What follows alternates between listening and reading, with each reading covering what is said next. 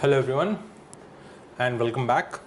So in this video we will discuss about plant breeders right and protection of plant variety and farmers right act 2001. So intellectual property rights, okay, and intellectual property means a property which is made with the help of human intellect, a property which is a product of human intellect. And to protect that property we have several instruments like patent, copyright, trademarks. In the same way, even plant breeders who use their intellect to develop a variety or to develop a hybrid, their right is also protected through various, in India we have PPU FRA, but there is an international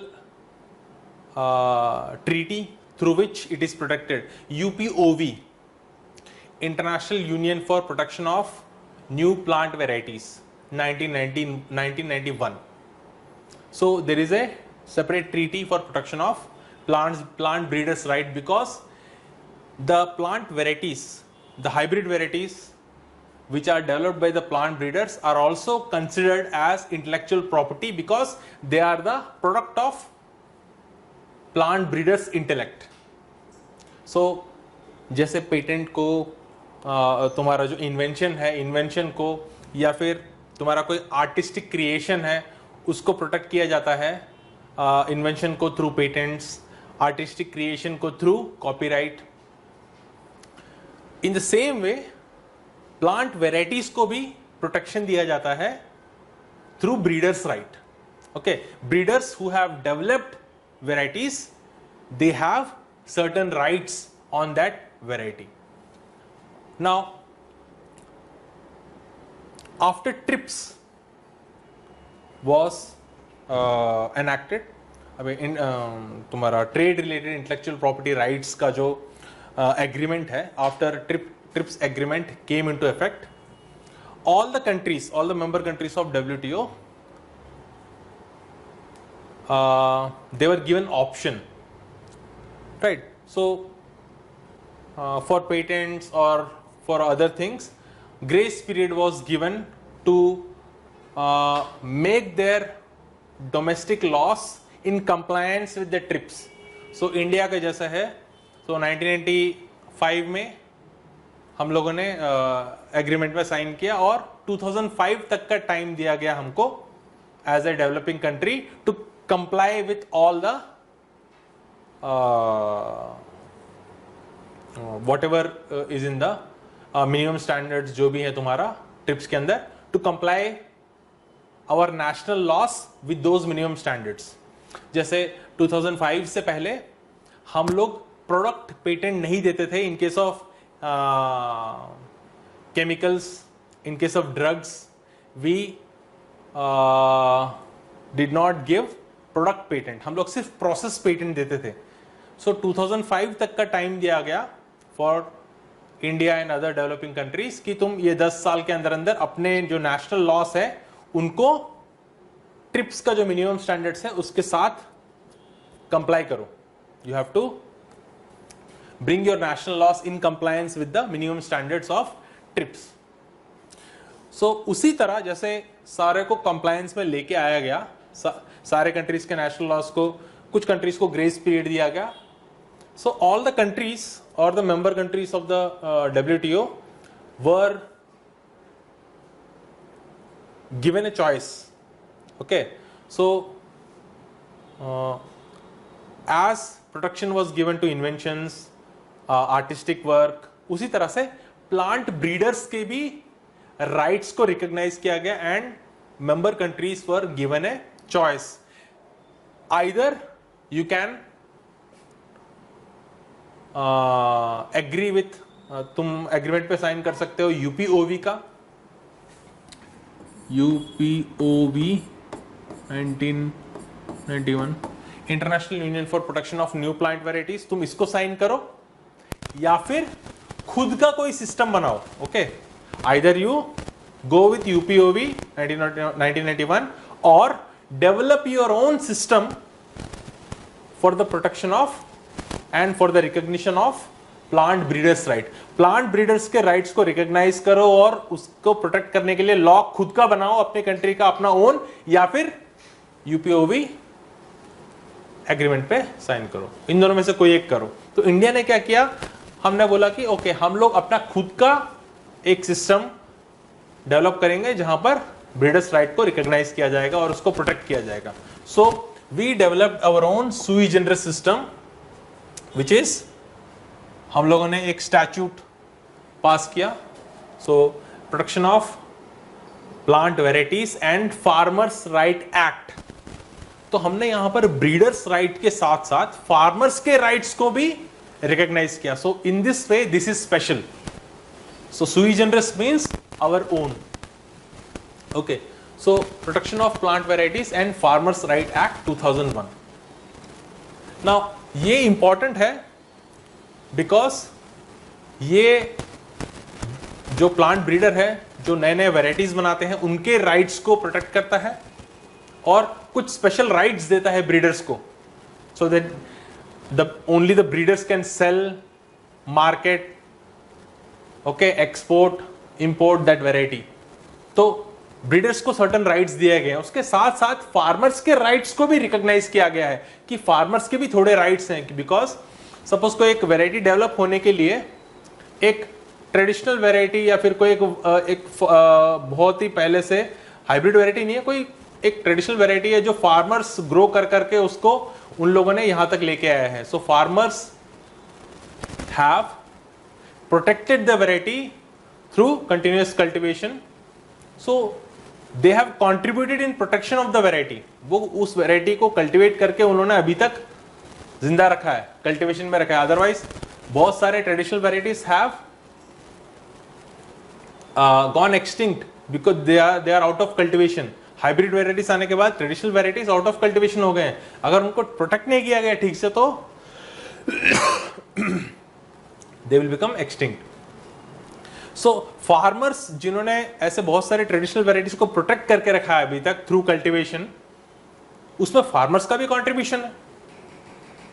so farmers को भी उनके rights को भी recognise किया गया. And because यहां पर farmers इतने अमीर नहीं है, लो फार्मर्स क्या बोलते हैं, पुअर फार्मर्स और मार्जिनल फार्मर्स हैं, तो उनको भी थोड़े स्पेशल राइट्स दिए गए हैं.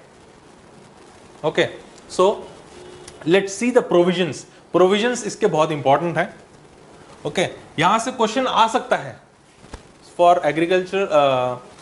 ये एग्रीकल्चर ऑप्शनल वालों के लिए भी है, बट वहां पर थोड़ा ज्यादा डीप में जाते हैं, बहुत ज्यादा प्रोविजंस को और थोड़े प्रोविजंस को बताया जाता है. यहां पर मैं क्या कर रहा हूं, आई विल जस्ट पेरिफेर, ऊपर ऊपर हम लोग देखेंगे, बहुत डीप में नहीं जाएंगे. जो जो मेन प्रोविजंस हैं that we will see here.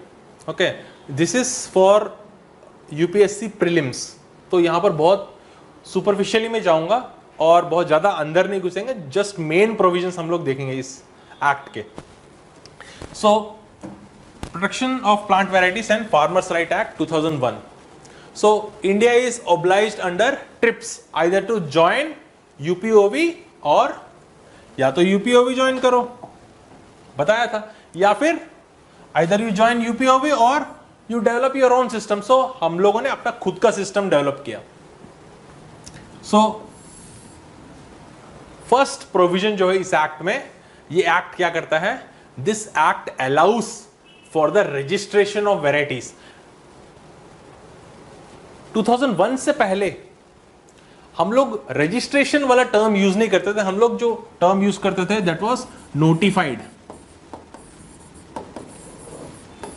Okay, so previous video में जहां पे सीड्स वाला जो वीडियो है वहां पर मैंने मेंशन किया है कि 2001 से पहले नोटिफाइड वाला टर्म यूज करते थे, क्योंकि सेंट्रल सीड कमिटी जो है, central seed committee advises the central government कि कौन से वेराइटीज को नोटिफाई किया जाए. Notified varieties means those varieties, okay, which are notified in the gazette कि इन वेराइटीज का seed production and selling in the market अभी अलाउड है.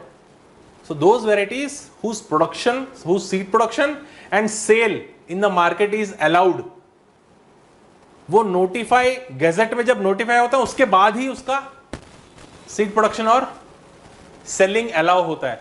तो पहले नोटिफाई होता है वो गैजेट में, गवर्नमेंट नोटिफाई करती है, उसके बाद उसका seed production and sale allowed है. उससे पहले जब तक नोटिफाई नहीं करती है, you can not produce the seed and sell them. तो 2001 से पहले नोटिफाई करती थी गवर्नमेंट गैजेट के अंदर. अब क्या करते हैं, अभी रजिस्ट्रेशन किया जाता है नेशनल रजिस्टर में. सपोज मैंने एक वेराइटी बनाया है, I am a plant breeder, मैंने एक वेराइटी बनाया सिलेक्शन के थ्रू. अब मैं क्या करूंगा, उस वेराइटी को रजिस्टर करूंगा जाके production of plant variety and farmers right act authority के पास जाके मैं बोलूंगा ये मेरा वेराइटी है, इसको रजिस्टर करो. सो मेरे नाम पे the person who develops the variety has also the right to name the variety. अब मेरे पास हक है कि मैं नाम भी दूंगा उसका. सो रजिस्ट्रेशन ऑफ प्लांट वेराइटीज, ये पहला प्रोविजन है. तो कौन सी वेराइटीज को आप रजिस्टर कर सकते हो? एक न्यू प्लांट वेराइटीज, मैंने नया वेराइटी डेवलप किया है, मैं प्लांट ब्रीडर हूं, मैं जाके रजिस्टर कर सकता हूं मेरे नाम पे कि ये मेरा वेराइटी है, it is my intellectual property. Second, farmers variety. तो those varieties which are grown by the farmer, traditional varieties जो फार्मर ग्रो करके उनको प्रिजर्व करके रखा है, those varieties can also be registered. Extant varieties यानी जो varieties, all those varieties which are surviving, अभी जिंदा है, एक्सटिंक्ट नहीं हुई है, which are present but they are not notified, वो नोटिफाई नहीं हुई है या फिर रजिस्टर भी नहीं हुई है, उनको भी आप जाके रजिस्टर कर सकते हो. Extant varieties, those varieties which may be in cultivation, may not be in cultivation, but they are not notified और रजिस्टर्ड, उनको कर सकते हो. Farmers varieties, those wild varieties which are preserved by the farmers या farmers through cultivation, and new plant varieties developed by the plant breeders, उनको भी तुम register कर सकते हो कि उनका वेराइटी है बोल के.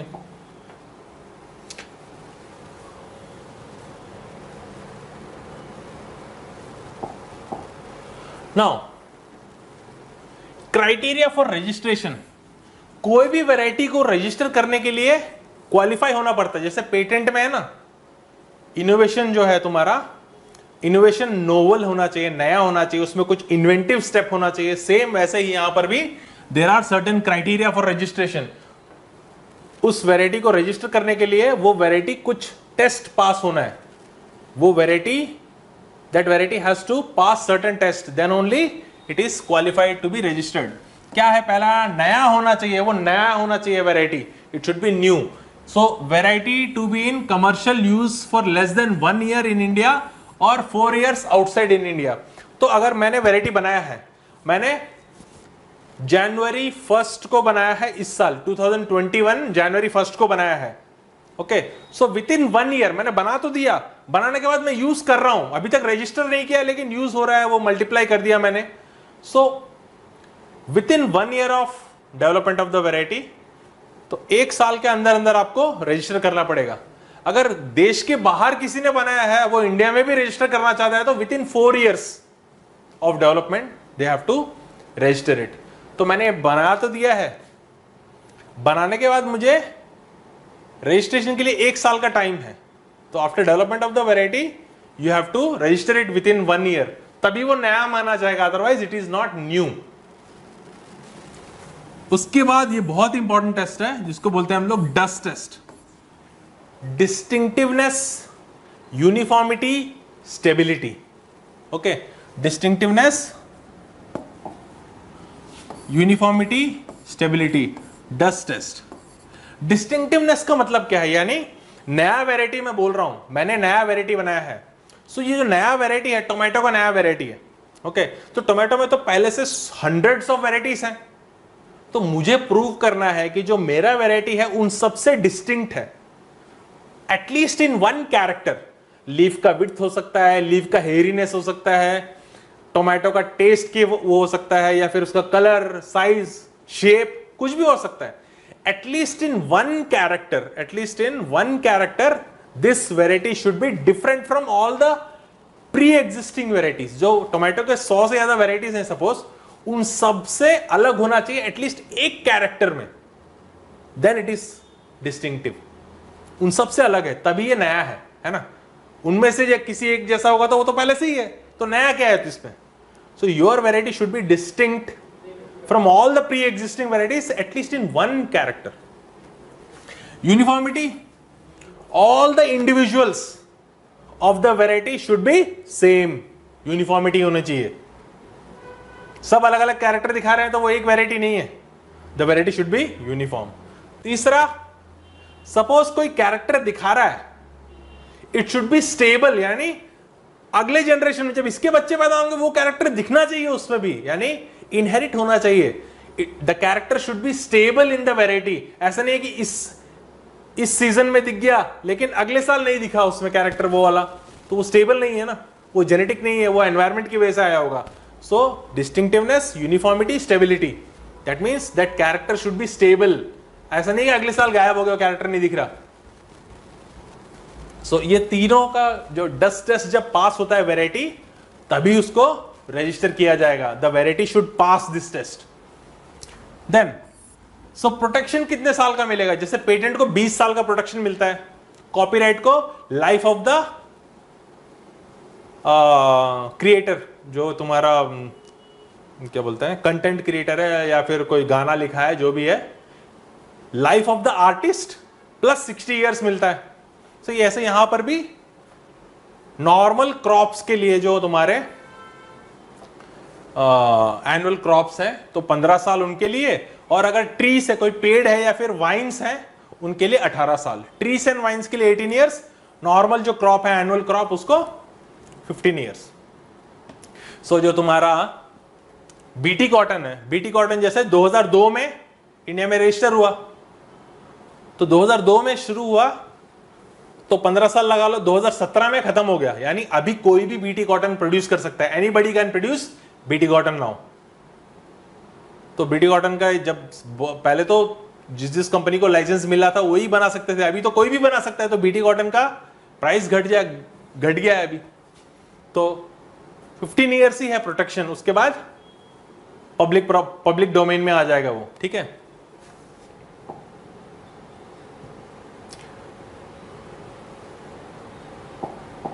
Then any variety that involve any technology including genetic use, restriction and terminator technology shall not be registered. Terminator technology का मतलब क्या है? So that is a separate topic, वो किसी और वीडियो में डिस्कस करेंगे. टर्मिनेटर टेक्नोलॉजी का मतलब है, सपोज मैंने एक सीड लेके आया मार्केट से, मैंने एक क्रॉप का सीड लिया, कॉटन का सीड लिया मैंने मार्केट से.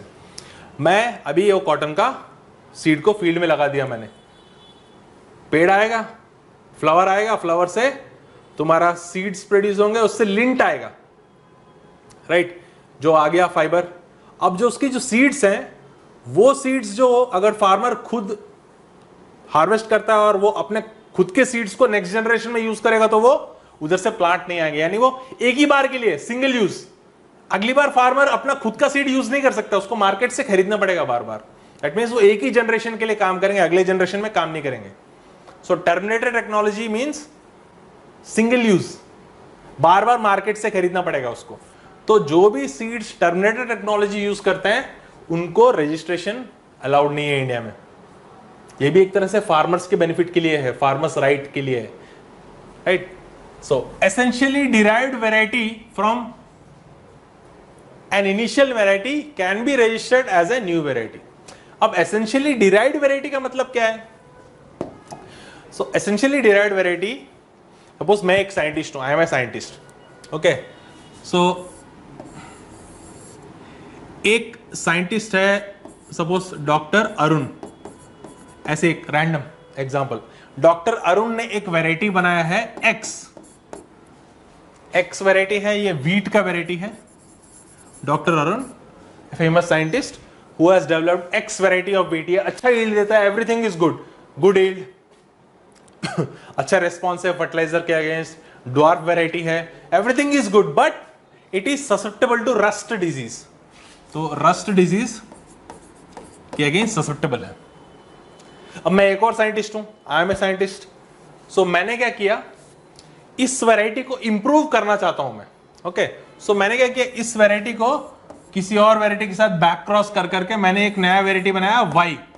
अब ये क्या है, इसमें एक्स वैरायटी के सारे कैरेक्टर्स हैं।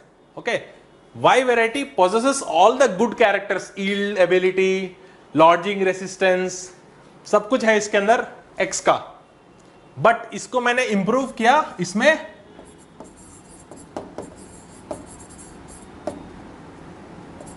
Resistance against rust.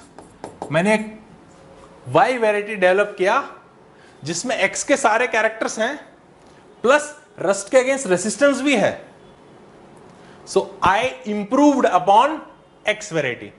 ये एक्स वैरायटी मैंने डेवलप नहीं किया, एक्स वैरायटी किसी और ने डेवलप किया है, डॉक्टर अरुण ने। तो मैंने उस एक्स वैरायटी को लिया और उसको किसी और के साथ, एक्स को जेड के साथ बैक क्रॉस करके मैंने एक नया वैरायटी बनाया जो है वाई, जिसके अंदर एक्स के सारे कैरेक्टर्स हैं प्लस रस्ट रेसिस्टेंस भी है जो मैंने जेड से इसमें डाला है। सो आई इंप्रूव्ड अपॉन एक्स।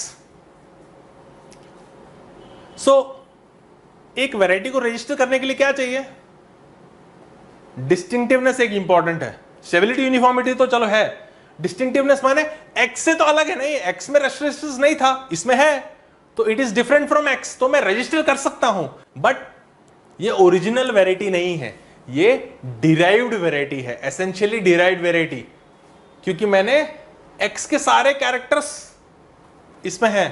तो ये कैरेक्टर्स जो थे वो तो मैंने नहीं बनाए, मैंने क्या किया, इसको थोड़ा सा इंप्रूव करके एक और वैरायटी बना दिया। But this variety is nothing but essentially derived variety, क्योंकि सारे कैरेक्टर्स तो एक्स के हैं उसमें, मैंने एक और ऐड कर दिया बस। तो अब मैंने जो वैरायटी बनाया है ये एसेंशियली डिराइव्ड वैरायटी है। This why is called essentially derived variety because मैंने एक्स से लिया है, एक्स तो किसी और ने बनाया था। अभी जो मैं ये बनाऊंगा, रजिस्टर करूंगा और ये अच्छा सेल हो रहा है तो पैसा मिल रहा है मुझे, तो मुझे रॉयल्टी इसको भी देना पड़ेगा थोड़ा सा, क्योंकि उसका ही सारा कैरेक्टर्स लिया है मैंने। तो ये जो वाई है ये एसेंशियली डिराइव्ड वैरायटी है। न्यू तो है क्योंकि डिस्टिंक्ट है, क्योंकि इसमें रस्ट रेसिस्टेंस है ना, वो एक नया कैरेक्टर है, तो ये वैरायटी अलग बन गई। बट इसके सारे कैरेक्टर्स तो यहां से लिए ना, रस्ट रेसिस्टेंस को छोड़ के बाकी सारे तो यहां से डिराइव किए मैंने। So this why variety becomes essentially derived variety. Even essentially derived varieties can be registered, essentially derived variety भी रजिस्टर कर सकते हैं क्योंकि वो डिस्टिंक्ट तो है, पहले के सारे वैरायटीज से अलग तो है ना। नाउ अब ब्रीडर्स राइट्स क्या क्या है। जो PPFR है जो है एसेंशियली किस लिए बनाया गया, to recognise breeders rights. So breeder has exclusive right, exclusive right यानी सारे इसी के पास हैं, बाकी सबको एक्सक्लूड कर रहा है। Exclusive right to produce, sell, market, distribute, import, export of the registered variety, सारे राइट्स इसी के पास हैं। ब्रीडर हैज एक्सक्लूसिव राइट, बाकी सबको एक्सक्लूड करके इसी के पास है सारे के सारे। Exclusive right to sell, produce, market, distribute, import, सारे दैट वैरायटी। फार्मर्स को क्या राइट्स हैं, फार्मर्स के पास भी राइट्स हैं। Reward from national gene fund, so एक नेशनल जीन फंड क्रिएट किया जाएगा। So in the statute PPFR में क्या दिया गया है कि एक नेशनल जीन फंड एस्टैब्लिश किया जाएगा जहां से फार्मर्स को रिवॉर्ड दिया जाएगा by recognising their contribution in the development of varieties. Suppose एक वाइल्ड वेराइटी है, ओके, सो एक एक्स वेराइटी है, वाइल्ड वेराइटी, ओके, ज्यादा यील्ड नहीं देता है, ओके, वाइल्ड वेराइटी बोलने से अच्छा ट्रेडिशनल वेराइटी बोलते हैं, ओके, एक ट्रेडिशनल वेराइटी है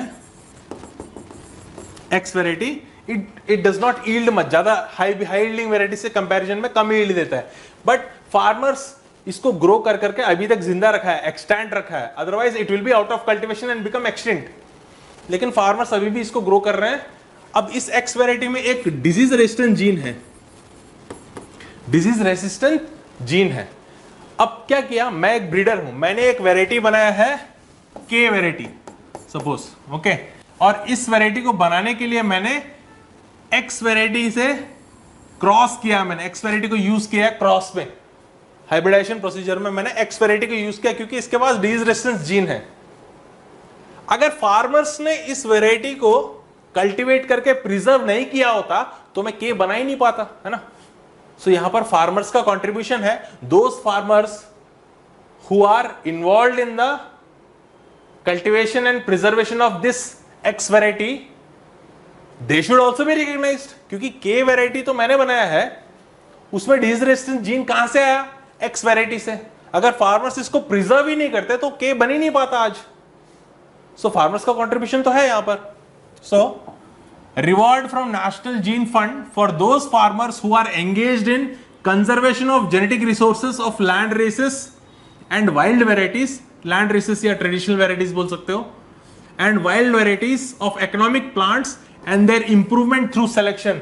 फार्मर्स ऑल्सो इंप्रूव, वो लोग भी कभी कभी हाइब्रिडाइजेशन भी करते हैं और otherwise through selection better plants के सीड्स को लेके नेक्स्ट जनरेशन में लगाते हैं।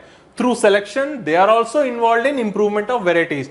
सो उन फार्मर्स को रिवॉर्ड दिया जाएगा, economic reward through national gene fund. So freedom of farmers to use, save, sell, sow, resow, exchange, share the seeds except branded seeds. अब मैं एक फार्मर हूं, मैंने एक मार्केट से एक वैरायटी जो प्राइवेट कंपनी का एक सीड्स लिया मैंने और खरीद लिया और मैंने सो कर दिया। अब सो करने के बाद ईल्ड आएगा, I will harvest, I will keep some seeds. 50 kg मैंने सीड अपने लिए रख लिया और बाकी का 25 क्विंटल मैंने बेच दिया। अब ये जो सीड है ये तो किसी प्लांट ब्रीडर ने बनाया है, राइट। तो प्लांट ब्रीडर के अलावा फार्मर्स के पास राइट है, क्योंकि एक बार मैंने खरीद लिया तो बार बार खरीदने की जरूरत नहीं है। ये जो सीड्स है आई कैन सो, रीसो, और जो सीड्स है ये मेरे पास है, मैं दूसरे फार्मर को बेच भी सकता हूं। जो मेरा प्रोडक्ट आया ना, मेरा जो ईल्ड आया, सो 30 क्विंटल सपोज ईल्ड था, तो 30 क्विंटल्स में से 29 क्विंटल्स मैंने बेच दिया, 1 क्विंटल मैंने रख लिया। ये 1 क्विंटल में से 20 केजी मैंने एक फार्मर को बेच दिया और दूसरा 20 केजी किसी और फार्मर को बेच दिया, 20 केजी किसी और फार्मर को बेच दिया। I can sell also, I can sell to other farmers, पर मैं वो ब्रांड नेम यूज नहीं कर सकता। जो सीड कंपनी जो सीड मैंने खरीदा था ना, सपोज सीड का नाम है नूजीवीडू सीड्स, जो नूजीवीडू सीड्स जो कंपनी है, मैं उस कंपनी का ब्रांड नेम यूज नहीं कर सकता।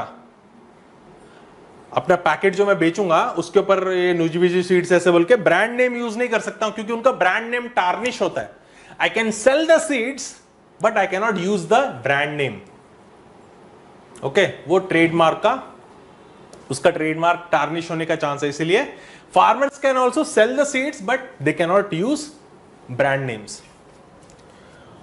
Now requirement for the breeder to disclose to the farmers the expected performance of the variety under given conditions. Now, ये भी एक फार्मर का राइट है कि एक ब्रीडर, सपोज मैं ब्रीडर हूं, मैंने एक वैरायटी बनाया है, राइट, और अगर मैं बेचना चाहता हूं फार्मर्स को, तो मेरे को सारे के सारे वो जो वैरायटी के कैरेक्टर्स हैं वो सब बताने पड़ेंगे और वो वैरायटी कैसा परफॉर्म करेगा वो भी बताना पड़ेगा। The breeder has to disclose everything.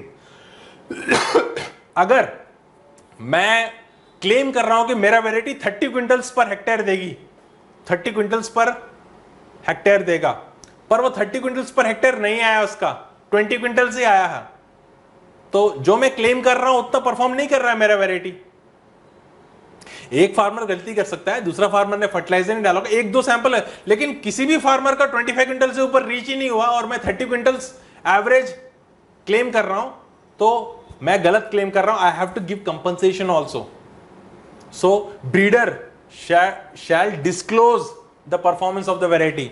So requirement for the breeder to disclose the farmers the expected performance of the variety under given conditions. तो ऐसे क्लाइमेट में, ऐसे हालातों में इतना यील्ड मिनिमम देगा ये, breeder has to disclose everything. और जो एक्सपेक्टेड परफॉर्मेंस नहीं देता है तो उस केस में कंपनसेट भी करना पड़ेगा। Farmer can claim compensation if expectation is not fulfilled. तो एक फार्मर का, बाकी फार्मर का 30 क्विंटल्स आया है, एक फार्मर का 20 आया, तो उसने कुछ गड़बड़ किया होगा। पर अगर किसी का भी 22 से ज्यादा नहीं आया तो जो तुम क्लेम कर रहे हो सब तो गलत नहीं करेंगे ना, कोई अपना नुकसान क्यों करेगा जानबूझ के। So then what you have claimed is false, तो कंपनसेट करना पड़ेगा। तो ब्रीडर को सच बोलना है।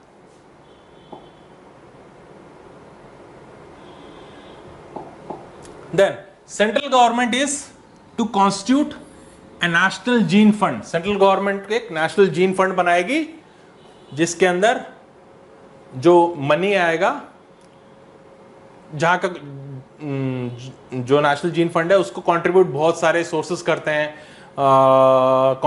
सपोज रजिस्ट्रेशन जो करते हैं तो फीस भरना पड़ता है, वहां से आता है, किसी ने डोनेशन दे दिया। There are several sources of funding for national gene fund. And जो नेशनल जीन फंड में जो पैसा आएगा वहां से फार्मर्स को रिवॉर्ड दिया जाएगा, जो प्रिजर्वेशन ऑफ जो वेराइटीज है, लैंड रेसेस को प्रिजर्व करके रखा है, कंजर्व किया है नेचुरल रिसोर्सेज को, उनको रिवॉर्ड किया जाएगा। नाउ कंपलसरी लाइसेंसिंग का प्रोविजन भी है, सेम जैसे पेटेंट में है ना, उसी तरह से यहां पर भी कंपलसरी लाइसेंस का प्रोविजन दिया है। सो यहां पर भी 3 इयर्स का टाइम दिया जाता है, same as in patents. Patents में भी कंपलसरी लाइसेंस के लिए अप्लाई अगर तुम करना चाहते हो तो 3 साल के बाद ही मिलेगा तुमको।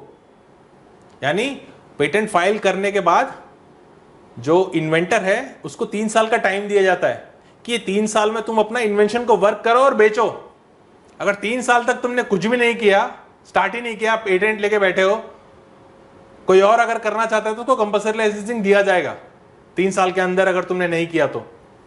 सेम यहां पर भी है, मैंने वैरायटी रजिस्टर कर दी लेकिन मैं बेच ही नहीं रहा किसी को, जबकि ये वैरायटी अच्छा है, सब कुछ है। कोई दूसरा कंपनी आ गया, मैं प्लांट ब्रीडर हूं, ओके, मैंने वैरायटी एक अच्छा सा, बहुत अच्छा वैरायटी बनाया और उसको रजिस्टर कर दिया। 3 साल तक मैं वैरायटी घर में लेके बैठा हूं, कुछ नहीं कर रहा। कोई दूसरा कंपनी आ सकता है और वो कंपल्सरी लाइसेंसिंग फाइल कर सकता है अंडर पीपीएफआरए अथॉरिटी के पास जाके कि ये बंदा ना सीड खुद प्रोड्यूस कर रहा है, ना किसी और को दे रहा है लाइसेंस सीड्स प्रोड्यूस करके सेल करने के लिए। तो 3 साल के बाद, अगर 3 साल तक मैं नहीं कर रहा हूं, if I am not utilising my right, कौन से कंडीशंस में तुमको compulsory licence, under which conditions compulsory licensing can be given to other party. Plant breeder का राइट छीनना होता है ना। कंपल्सरी लाइसेंसिंग का मतलब क्या है, जो इंटेलेक्चुअल प्रॉपर्टी का ओनर है उसके मंजूरी के बिना जबरदस्ती किसी और को दिया जा रहा है राइट। अब कोई भी बंदा, जबरदस्ती का मतलब क्या है, ये तो अंडर लॉ है, ओके, लीगल है सब कुछ। कोई भी नहीं चाहेगा कि उसके इजाजत के बिना, इजाजत तो आपके देना ही पड़ेगा, अथॉरिटी कंपल्सरी लाइसेंसिंग दे देती है। अब मैं जैसे बेयर वर्सेस नैटको फार्मा वाला केस था, अब बेयर को तो पसंद नहीं है ना कि नैटको फार्मा को कंपल्सरी लाइसेंस दे दिया गया, पर अगर वो अंडर परफॉर्म कर रहा है और वो कंडीशंस फुलफिल कर रहा है, कंपल्सरी लाइसेंसिंग के कंडीशंस फुलफिल हो रहा है, तो नैटको फार्मा को दे दिया उन्होंने कंपल्सरी लाइसेंसिंग। सेम यहां पर भी क्या कंडीशंस है कंपल्सरी लाइसेंसिंग के लिए? A variety not available to the farmers in adequate quantity. मैं प्लांट ब्रीडर हूं, okay, I am producing the seed, but मैं क्या कर रहा हूं, 1 साल में मैं सिर्फ 10 क्विंटल प्रोड्यूस करता हूं और 10 क्विंटल को बहुत महंगे दाम में बेचता हूं। तो इसका मतलब क्या है, ना मैं ज्यादा प्रोड्यूस कर रहा हूं और जो भी प्रोड्यूस कर रहा हूं उसको बहुत महंगे दाम पे बेच रहा हूं। So if I am not producing the seeds in enough quantity, जो डिमांड है उसके बराबर में सप्लाई नहीं कर रहा हूं, क्या होगा, डिमांड सप्लाई मैच नहीं होगा तो प्राइसेस अप एंड डाउन होंगे। तो मैं अगर सप्लाई कम करूंगा तो प्राइसेस इंक्रीज होंगे। So if I am not producing enough quantity of seeds, second, not available at reasonable price, में जानबूझ के महंगा बेच रहा हूं कम सप्लाई करके। सेकंड, अगर इनएडिक्वेट अमाउंट में सीड प्रोड्यूस कर रहा हूं या फिर बहुत ज्यादा दाम में बेच रहा हूं, देन 3 साल के बाद anybody can apply for compulsory licensing, और उसको अगर इनमें से कोई भी एक फुलफिल होता है तो compulsory licensing will be given. Then national gene bank, so जो मैं प्लांट ब्रीडर हूं तो मैंने वैरायटी रजिस्टर किया, सो जब मैं रजिस्टर कर रहा हूं अपना वैरायटी तो मुझे थोड़ा सा सैंपल देना पड़ेगा अपना वैरायटी का, so that will be go into national gene bank, तो वो उसको प्रिजर्व कर देंगे। So I have to deposit a sample of my variety to the national gene bank. So these are the main provisions of protection of plant variety and farmers right act. तो even agriculture optional में भी farmers right क्या है या breeders rights क्या है यही पूछता है। Okay, as a part of intellectual property भी आप इसको पढ़ सकते हो, एंड प्रीलिम्स में भी पूछ सकता है, कुछ भी पूछता है रैंडमली, आजकल एग्रीकल्चर से कहीं से भी पूछ रहा है। So as a part of agriculture for UPSC prelims superficially I have covered PPFRA. अगर ऑप्शनल के होता तो थोड़ा डीप जा सकते थे, पर इतना काफ़ी है for prelims. Okay, so that was all about PPFRA. Thank you very much.